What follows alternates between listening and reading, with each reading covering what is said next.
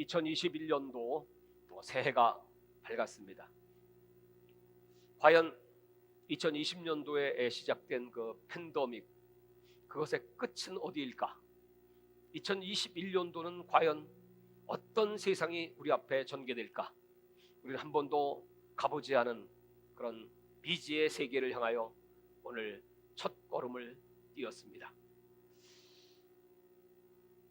우리가 앞으로 어떻게 될 건지 잘 알 수는 없지만, 그러나 분명한 사실, 그것은 이 성경이 하나님의 말씀이고 하나님께서 미래를 우리에게 가르쳐주고 계시다는 사실입니다. 미래는 어떻게 펼쳐질 것인가?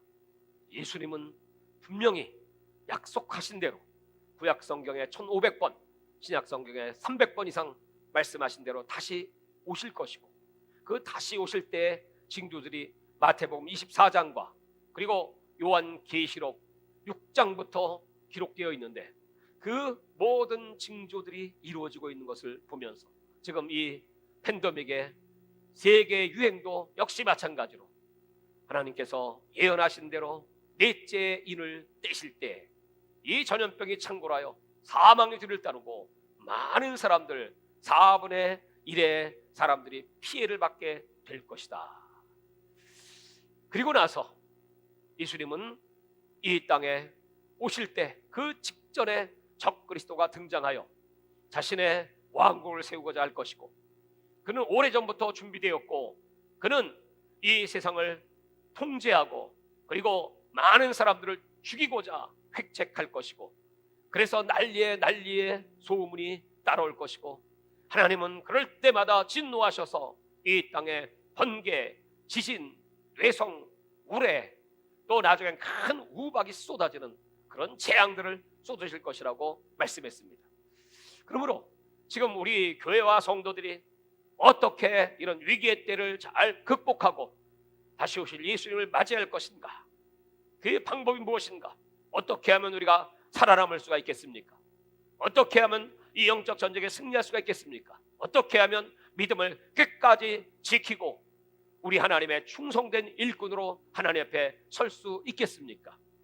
할 때 오늘 하나님께서 우리에게 요구하시는 믿음의 수준, 믿음이 없이는 하나님을 기쁘시게 할 수 없다. 믿어야 하나님을 만날 수 있고, 믿어야 하나님의 능력을 체험할 수 있고, 믿어야 네 믿은 대로 될지어다. 오늘 이 마태복음 8장에 등장하고 있는 백부장같이 우리 주님의 마음을 기쁘시게, 그 정도가 아니고 감동을 시키는, 감동 정도가 아니고 놀라게 하고 너무나 충격을 받으셔가지고 우리 주님께서 심장이 멎는 것처럼, 마치 온몸이 얼어붙는 것 같이 입을 열지 못하실 정도로, 그리고 감격하시는 그런 장면의 그 역사가 오늘 마태복음 8장 5절 이하에 기록되어 있으니, 사랑하는 여러분, 이 마지막 시대에 우리가 살 수 있는, 우리가 견딜 수 있는, 우리가 취할 수 있는 최고의 방법, 2021년도 이 새해를 시작하며 우리 주 예수 이름 교회와 엄영세계 선교회 모든 우리 믿음의 일꾼들, 오늘 백부장 같은 믿음의 은사를 받으시기를 바랍니다. 자, 그러면 오늘 구체적으로 어떻게 이렇게 주님께서 기뻐하시고 놀라시는 역사를 이 백부장이 이루었는지 한번 본문을 통하여 한번 보도록 하겠습니다. 마태복음 8장 5절입니다. 예수께서 가버나움에 들어가시는 백부장이 나와 간구하여 이르되, 여러분, 당시에 이 백부장이라고 하는 사람, 로마의 100명의 군대를 지휘하는 사람, 우리나라로 치면 육군 대위 정도의 계급이겠죠. 그리고 나이로 친다면 보통 대위의 나이가 43세 정도까지라고 합니다. 보통 대위들의 나이는 38세, 40세, 그리고 진급을 하든지 아니면 제대를 하든지 하겠죠. 아마 오늘 이 로마의 백부장도 역시 그 정도의 30대 후반의 나이일 것입니다. 이 젊은 나이의 사람이, 그것도 저 로마라고 하는 대제국의 그런 장교가 아니 예수님 앞에, 당시 그 예수님은 어떤 위치에 있었습니까? 당시에 그 유대인들이 또는 기독교인들이 따라가는 그 작은 종교단체, 당시에 그 거대한 유대인 랍비에 의해서 핍박을 받고 전대시하고 그런 이름 없는 저 나사렛의 그 젊은 청년 예수, 아니 로마는 지금 세계를 지배하고 있는데 그들은 힘이 능력이었습니다. 그래서 전 세계를 그 힘으로 통치하고 다스리며 마치 노예와 같이 그들을 압제하는 사람들이었는데, 이런 사람이 어떻게 그 정복지에 그 작은 사람들이 추종하는 이름 없는 나사렛 예수 앞에 나와서 오늘 뭐라고 얘기합니까? 6절입니다. 주여, 내 하인이 중병으로 집에 누워 몹시 괴로워하나이다. 첫 번째 그가 부른 이름이 바로 주님, 퀘리어스, 주님이었습니다. 아니 어떻게 주님이라고 부를 수가 있겠습니까? 당시에 주여라고 하는 말은 위대한 스승 또는 랍비, 존경받는 분, 그런 지도자들에게 붙이는 단어입니다. 오늘 이 백부장은 아주 거침없이 그 예수님을 향하여 주여라고 부르면서 지금 내 집에 종이 병들어 죽게 되었나이다.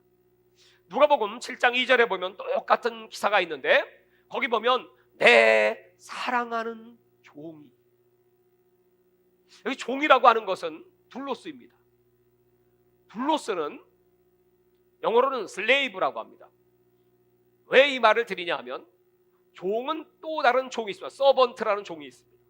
이 서번트라고 하는 종은 어느 정도 자유가 있고 그 집의 청지기로서 재산을 맡아 관리도 하고 출퇴근도 하고 자기 재산도 있고 자기 가정도 있고 존중을 받을 수 있는 그런 종 또는 하인이 서번트입니다. 근데 여기 둘로스 또 슬레이브라고 하는 이 종은 완전히 주인에게 종속된 자유가 없는, 다른 말로는 노예입니다. 노예. 그 노예들은 자기가 살고 죽는 권한이 없습니다. 그 주인이 살려주면 살고 죽으라면 죽어야 합니다. 그런 노예를 향하여 내 종이, 내 사랑하는 종이, 근데 이 성경을 보면 그 종이라고 하는 단어를 헬라어로는 파이스라고 기록했습니다. 파이스라고 하는 것은 영어로는 child입니다. 그러니까 어린아이, 베이비는 아주 갓난 유아죠. 그 갓난 아이가 아니고 조금 큰 child, 어린아이. 다시 말하면 이 종은 내 자식 같은 나의 어린아이, 그것도 내가 사랑하는.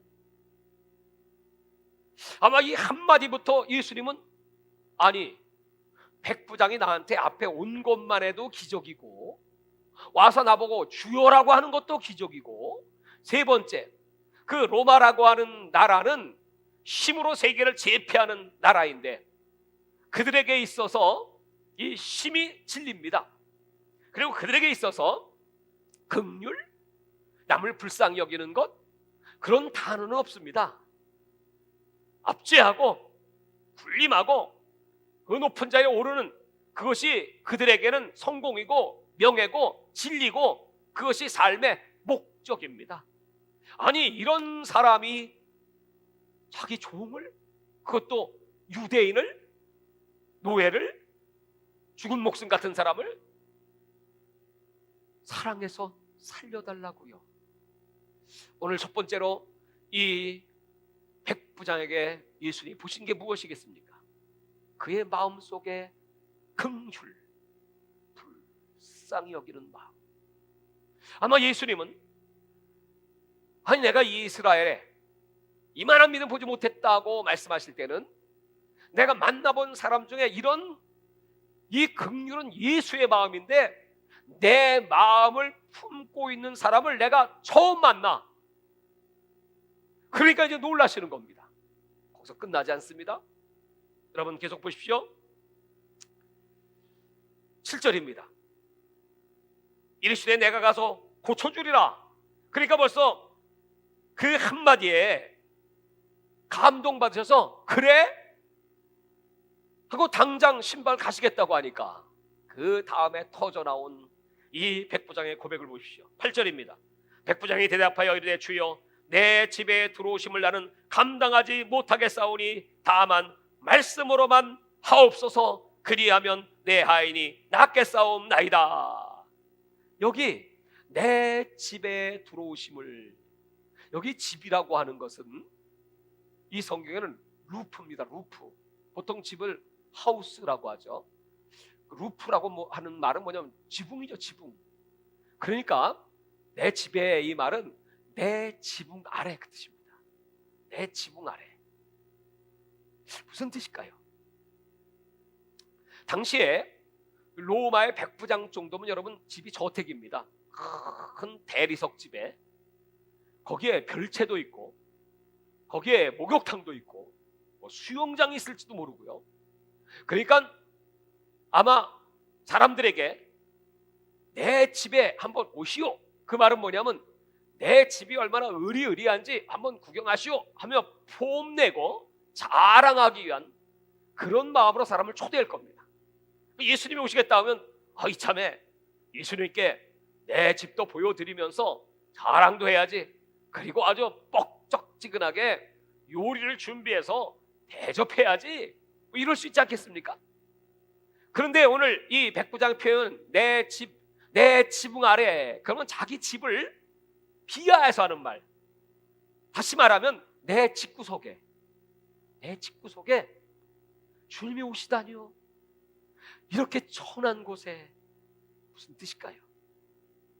우리 인간의 눈으로 보면 의리한 저택이라고 할지라도 예수는 하나님의 아들, 하나님이신 예수님이 인간이 살고 있는 이 비천한 곳에 들어오실 수가 있겠습니까? 나는 감당할 수가 없어요. 여러분, 이 말 속에는 이 백부장이 얼마나 겸손한 사람인가를 알 수 있죠. 겸손. 자기를 낮추고 스스로를 비하하고 나 같은 이 천한 벌레만도 못한 그런 자를 사랑하셔서 우리 집까지 오신다고요? 아니요. 나는 그럴 만한 자격이 못 돼요. 그럴 만한 인격도 못 돼요. 그저 주님 말씀만 해주셔도 돼요. 여기 여러분 말씀만 하옵소서 하면서 여기 9절에 보시면 나도 남의 수하에 있는 사람이요 내 아래도 군사가 있으니 이더러 가라 하면 가고 저더러 오라 하면 오고 내 종들어 이것을 하라 하면 하나이다.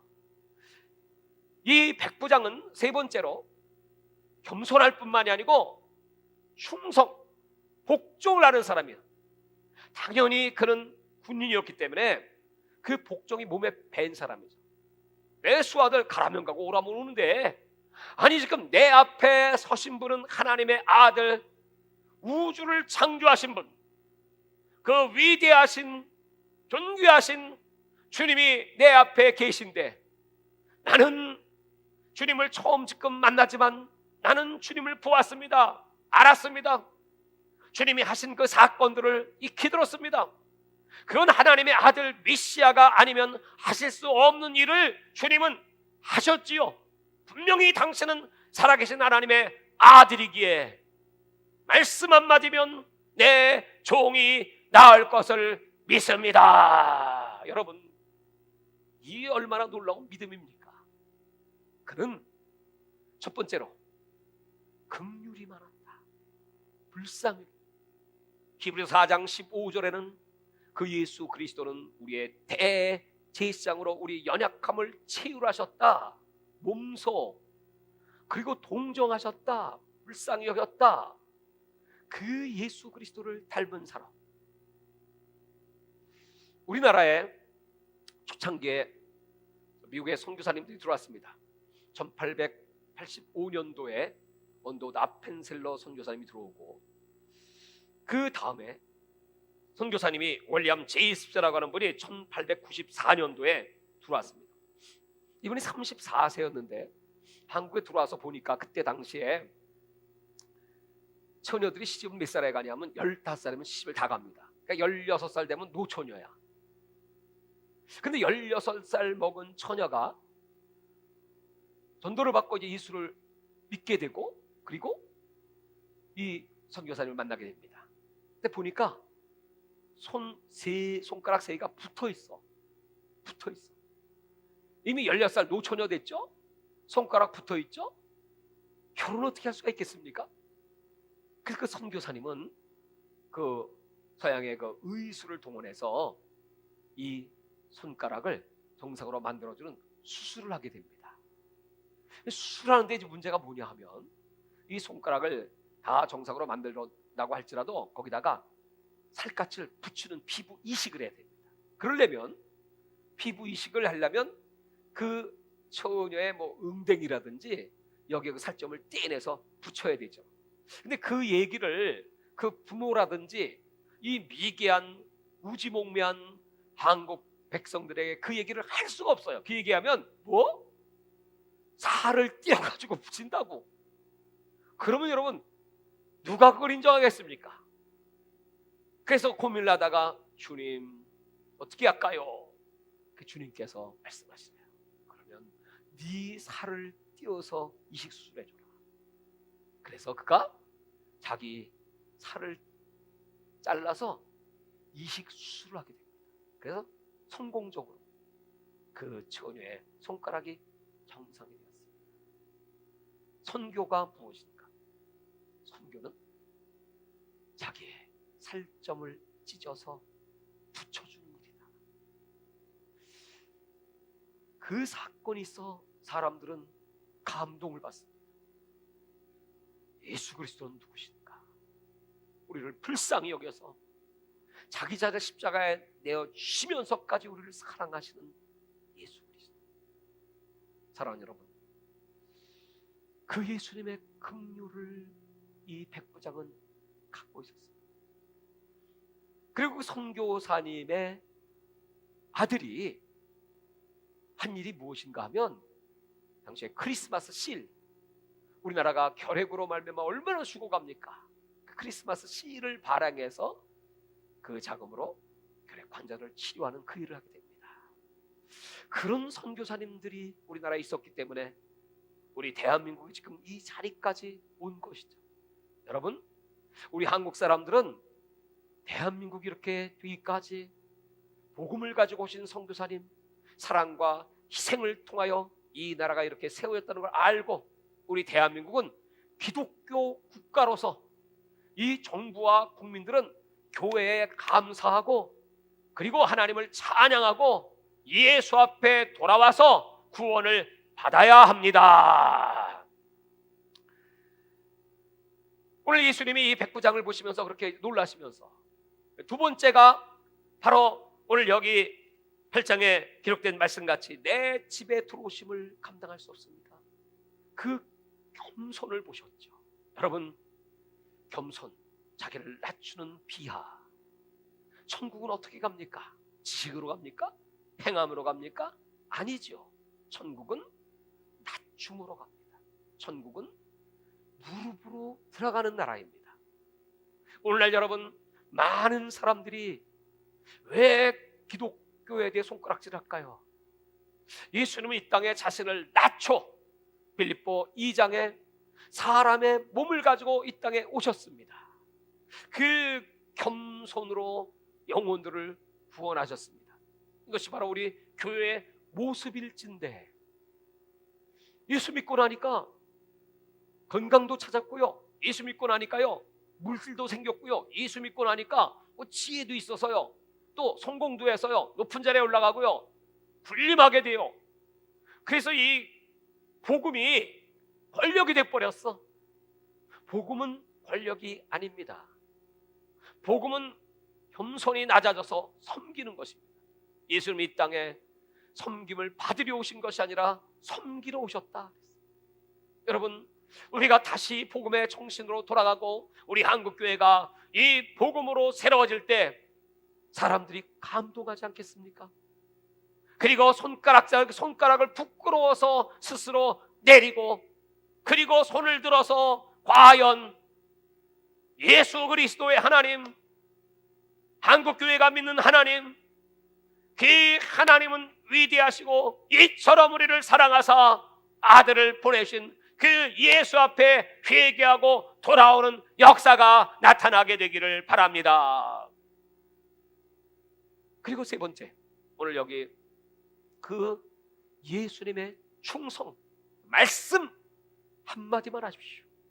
여러분, 오늘날 교회가 약화되는 이유가 무엇일까요? 충성이 사라져가고 있어요. 다 사사기 시대처럼 자기 소견대로, 내가 믿는 스타일대로. 여러분, 세상 조직도요, 충성이 무너지면 그 조직은 망합니다. 충성이라고 하는 것은 명령의 복종입니다. 그 복종 시스템이 지금 망가져 버렸어요. 성경은 머리가 쇠신 분 앞에 일어나라. 여러분, 오늘날 저 어린 자녀들이나 우리 청소년들이 노인들에게 고개를 숙이고, 또 지하철을 탄다면 벌떡 일어나서 여기 앉으세요, 젊은이들이 그러는지요? 이게 다 충성에서 나오는, 하나님께서 만드신 법입니다. 부모님께 효도해야 되는 것, 노인을 섬겨야 되는 것, 그리고 조직의 윗분들을 잘 섬기는 것, 그것이 기본입니다. 근데 너무 사람들이 똑똑해졌어요. 영악해졌어요. 너무 질서가 없어졌어요. 그냥 자기 중심, 자기주의입니다. 그게 눈에 뵈는 게 없어요. 그래서 손짓볼 되는 놈들이 노인들을 막 때리기까지 하죠. 이런 시대가 되고 말았습니다. 이런 얘기가 있어요. 저 중국에 손무라고 하는 사람이 손자병법을 저술합니다. 손자병법은 손자가 지은 것이 아니고 손무가 그 모습을 보면서 13가지의 그 전술 전략을 만듭니다. 그 제나라는 그 당시에 최고의 나라였습니다. 그래서 막강하게 성장하고 그 제나라는 주변 나라를 다스리는 그런 나라가 되었습니다. 근데 어느 날부터인가 이 제나라가, 그 나라가 공고해지기 시작한 서서히 타락의 길을 걷기 시작합니다. 그래서 이 유능한 손무는 염증을 느끼기 시작합니다. 아, 이 나라가 왜 이렇게 될까 하던 차에 자기의 친한 친구 오자서라고 하는 친구가 있는데, 이 친구가 이렇게 제의합니다. 여보게, 거기서 그러고 있지 말고 여기 있는 이 나라, 그는 5나라에 있었습니다. 5나라로 오는 게 어떻겠어? 여기 와서 자네 그 재능을 발휘해보게. 그래서 그래? 그럼 한번 가볼까? 한번 그 왕을 한번 만나보자. 도대체 그 왕이 어떤 위인인가 보고 결정함세. 그리고 그 왕을 찾아오게 됩니다. 그랬더니 그 함녀라고 하는 왕인데, 딱 보니까 말이죠, 아주 꼿꼿하고 아주 교만해 보이는 이런 그 손무가 마음에 들지 않았어요. 아니, 저런 장수를 내 밑에 두면 내가 부리기가 좀 어렵지 해서 이 왕이 거만하게 이렇게 말합니다. 당신이 그렇게 유명하신 분이요? 그걸 내가 어떻게 믿을 수가 있겠소? 그러니 내가 당신을 시험을 좀 해보도록 합시다. 인정을 받으면 장군으로 삼겠소. 그러니까 이 손무가 얼마나 배리 꼴리겠어요. 그러나 겸손하게 그 마음을 다 알아차리고, 예, 왕이시오, 말씀하십시오. 그랬더니, 자, 그러면 여기 있는 군대, 그 군대가 뭐냐면 궁녀들, 180명의 궁녀들이 있었는데, 이 궁녀들을 어디 한번 훈련 좀 시켜보시오. 이렇게 말했습니다. 예, 알겠습니다. 궁녀들은 다 모여라. 그 다 모였습니다. 그 가운데 왕이 제일 총애하는 두 명의 후궁이 있었는데 그 후궁을 딱 한편에 일중대 대장 또 이중대 대장으로 딱 세웠습니다. 그리고 이렇게 얘기합니다. 자, 이제부터 우리는 군대입니다. 군대는 질서입니다. 명령에 복종하고 목숨을 거는 것입니다. 그러므로 이제 내가 시키는 대로 좌로 하면 좌로, 우로 하면 우로, 뒤로 돌아, 앞으로 가, 제식 훈련을 시키기 시작하는 것입니다. 그러면서 이렇게 말합니다. 만약 내가 명령을 하면 여기 일중대장, 이중대장, 그 중대장이 그 명령을 받아서 또 자기 중대 명령을 내리는 겁니다. 만약 명령하는 대로 듣지 않으면 군법에 의해서 그 지휘관은 죽습니다. 이렇게 얘기했어요. 자, 그래서 이제 좌로, 그러니까 이 두 궁녀가 좌로 하니까 이게 좌로 가는지 우로 가는지 킥킥대고 뒤로 돌아 킥킥대고 이게 엉망이야. 아무리 시켜봐야 변화가 안 돼. 그 왕이 저 멀리서 이렇게 쳐다보면서 킥킥대고 웃으면서 아이고 저건 남자들이나 되는 거지. 아무리 손무가 유능한 군사 전략가라고 할지라도 그 유능한 군대를 어떻게 만들 수가 있겠어? 안 되지 하고 저 멀리서 보면서 비웃고 있었습니다. 그 궁녀들은 재밌다고 깔깔대고 웃고 아이 군대 놀이가 이런 거야 하고 있었습니다. 그때 이 손무가 얘기합니다. 자, 너희 두 명 대장들은 앞으로 나와라. 내가 분명히 얘기했지. 명령대로 안 하면 형법에 의해서 죽는 거야. 그러면서 칼을 빼들어요. 그러니까 저쪽에 있던 왕이 놀래가지고 아니 내가 사랑하는 궁녀를 죽이려고 쫓아와가지고는 멈추시오. 아니 이 궁녀도 내가 총애하는 궁녀들이요. 나에게 아침이면 밥도 해주고 내 비율을 잘 맞추는 나 이 두 사람 없으면 못 살아. 그러니 제발 살려주시오. 그랬더니 왕에게 왕이시오. 그러면 이 나라는 망할 수밖에 없습니다. 군법이 뭐라는 것을 가리키고 규율이 뭐라는 걸 가르쳐줘야 합니다. 이미 나는 왕에게 허락을 받았기 때문에 이 나라의 장래를 위해서는 법대로 처리해야 됩니다 하고 왕이 본 앞에서 그 궁녀의 목을 쳐버립니다. 둘은 거기서 죽었어요. 그 궁녀들은 사시나무 떨듯 펄펄 떨기 시작합니다. 자, 그 다음에 세 번째, 네 번째 왕이 총애하는 궁녀 나오시오. 그 둘이 또 선발대 나왔습니다. 이 손무는 뒤에서 또 명령을 합니다. 좌로, 우로. 그랬더니 그때부터는 좌로 하면 그냥 촥촥, 우로 촥촥, 뒤로 돌아, 앞으로 갓, 엎드려서 그냥 다 100점이야. 100점. 여러분, 이게 세상의 군대입니다. 오늘날 하나님의 군대는 어떤가요? 군중이라는 말이 있고 민중이라는 말이 있습니다. 군중이라고 하는 것은 헬라어로는 어크로스라고 하는데 이건 개념 없는 백성들입니다. 정신이 살아있지 않는 백성들. 교회를 다녀도요 개념 없이 형식적으로 그 종교인이죠.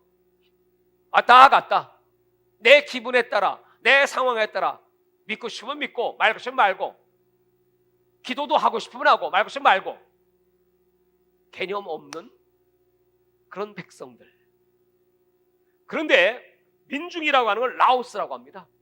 이 라오스는 이념, 개념이 있어요. 목적이 있어요. 내 삶의 목적.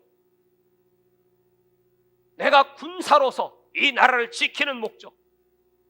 내가 그리스도인으로서 나에게 준 사명. 제자들은 예수님을 배웠고 예수님이 하신 일을 하고 예수님의 인격과 예수님의 능력을 소유하고 예수님이 12 제자를 남기시고 하늘로 올라갔습니다. 그리고 이 천국복음을 땅까지 전파하라고 명령했습니다.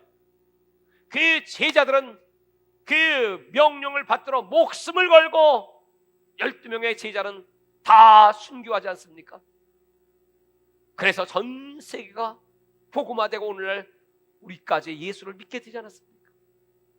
하나님은 그런 군사, 라오스, 정예화된 그런 정신을 가지고 하나님 앞에 충성하고 기도하고 그럴 수밖에 없는 것이 예수 그리스도가 나를 위하여 몸짓고 피 흘려 죽기까지 날 살아게 해주셨다.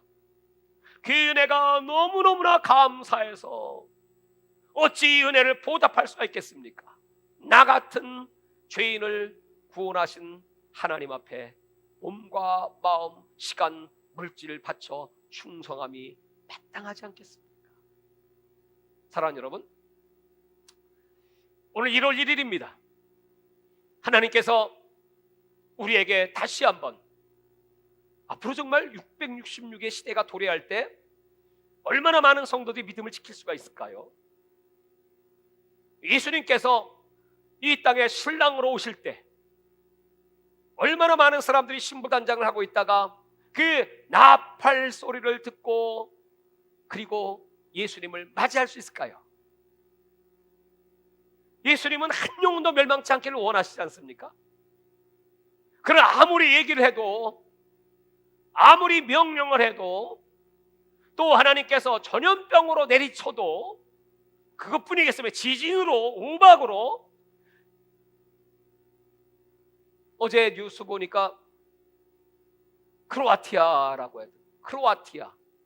거기 보니까 어떤 분이 이렇게 마이크를 들고 뭐 연설을 하는지 모임을 갖고 있었습니다. 근데 갑자기 지진이 나니까 그 연설하는 걸 찍고 있다가 그 지진 나는 걸 그냥 막 보여주는데 무섭더라고요. 그렇게 하나님은 지금 세상을 흔들고 계십니다. 하나님은 오늘 예수님은 이 백부장을 보시면서 놀라고 경련을 일으킬 정도야. 왜요? 그 백부장 안에 예수 그리스도의 모습이 다 들어가 있었다. 빌립보 2장을 찾아보시기 바랍니다. 우리가 다 아는 말씀이지만 빌립보서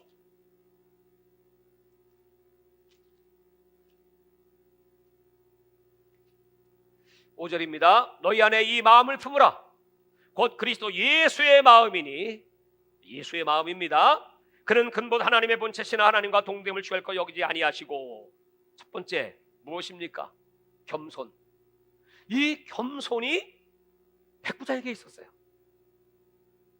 그리고 오히려 자기를 비워 종의 형체를 가지사 사람과 같이 되셨고, 오늘 사람의 모습으로 오신 예수님처럼 사람을 구원하기 위해서 사람을 불쌍히 여기신 그 예수님의 마음처럼 이 백부장은 그 종을 불쌍히 여겨서 긍휼을 갖고, 야고보 2장 13절에는 긍휼이 없는 사람은 긍휼 없는 심판을 받으리라. 그래서 마태복음의 팔복에는 긍휼히 여기는 자는 복이 있나니 긍휼히 여김을 받으리라. 여러분, 긍휼이 있어요? 불쌍한 사람, 가난한 사람, 아주 낮고 천한 사람, 귀찮은 존재 아닐까요? 누가 나에게 전화를 막 하게 됩니다. 얼마나 귀찮은지 몰라요. 아까는 또 식사 중인데 저 지방에서 어떤 분이 전화를 해가지고, 목사님, 뭐 늘 전화 오는 수준이 아니고 하는 분이신데, 난 2시에 또 약속을 했습니다. 부지런히 나와야 되는데 전화 안 끊고 얘기를 하는 거야. 막 울면서. 그러니 전화를 끊을 수가 있나? 그래서 좀 이따 내가 전화하면 안 될까요? 그럼 목사님, 내가 기도하고 끊을게요. 그래서 내가 기도하는 거예요? 그쪽 기도하니까 그쪽 기도한대. 그래서 그래, 기도하세요. 그랬더니 기도가 끝나야지 계속 한 얘기도 하고 기도를 하는 거예요. 그러니까 그거는 그분의 그 마음이 괴로운 거야. 괴로운 거야. 만약에 내가 잘라버릴 수도 있어요. 그럼 여러분, 아니 내가 제일 존경하는 목사님마저 나를 이렇게 잘라버리시면 얼마나 실망이 크겠습니까? 실족할 수도 있어요. 그런 지금 괴로워서 그러니까. 그래서 기도가 한참 하는 걸 듣고 있다가, 그러면 내가 마무리 기도 내가 할게요. 그리고 기도를 했어요. 그러니까 아멘, 아멘. 그래요, 이제 여기서 끊죠. 지금 손님 만나기로 했어요. 네, 그럼 끊었어요. 여러분, 참으로 긍휼을 받아야 될 사람이 많습니다. 나는 하나님의 긍휼을 많이 받았어요. 그러므로 긍휼히 여길 수밖에 없어요. 오늘 백부장은 그 긍휼이 있었어요. 그리고 세 번째 보십시오. 8절입니다. 사람의 모양으로 나타나사 자기를 낮추시고 죽기까지 복종하셨으니 곧 십자가에 죽으심이라. 죽기까지 복종. 그 백부장은 말씀만 하십시오. 말씀대로 이루어질 걸 믿습니다. 그러니까 이 백부장이 오늘 빌립보 2장에 예수의 마음을 다 가진 거예요.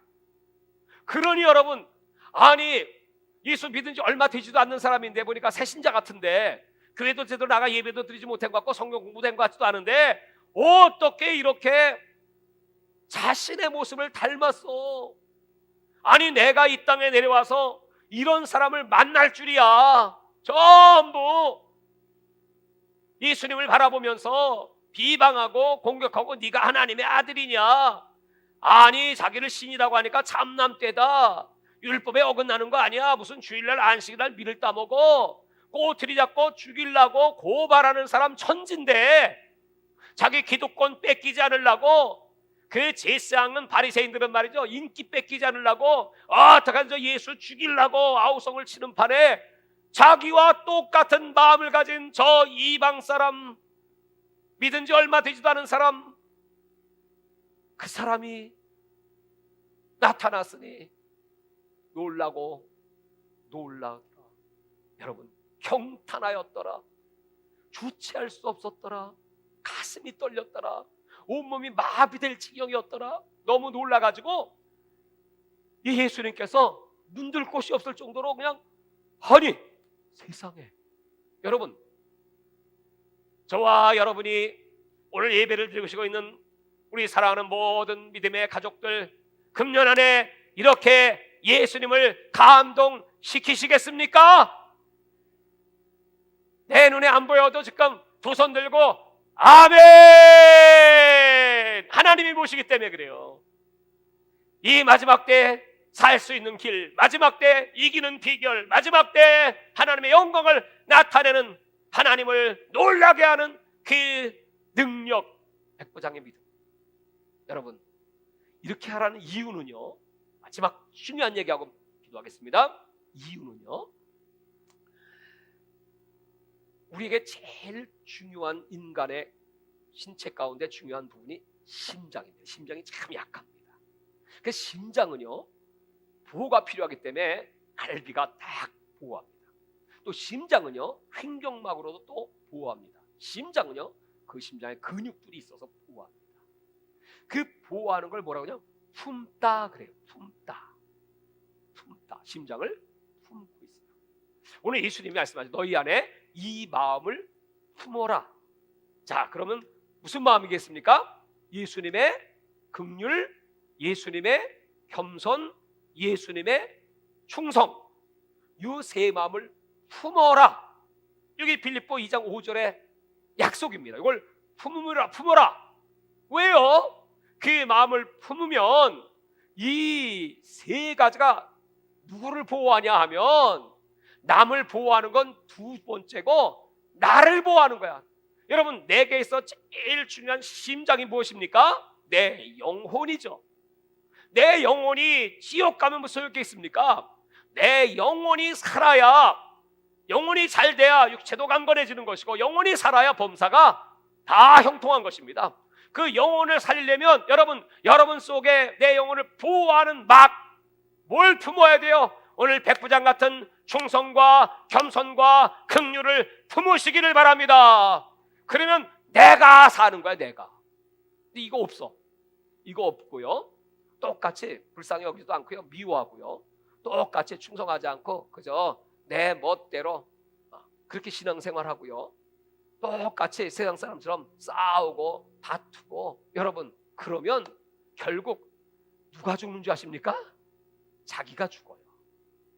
이 마음을 품으라고 하는 것은 네가 사는 비결이야. 이 마음을 품는 것은 거기서 끝나지 않아. 하나님을 감동시키는 비결이야.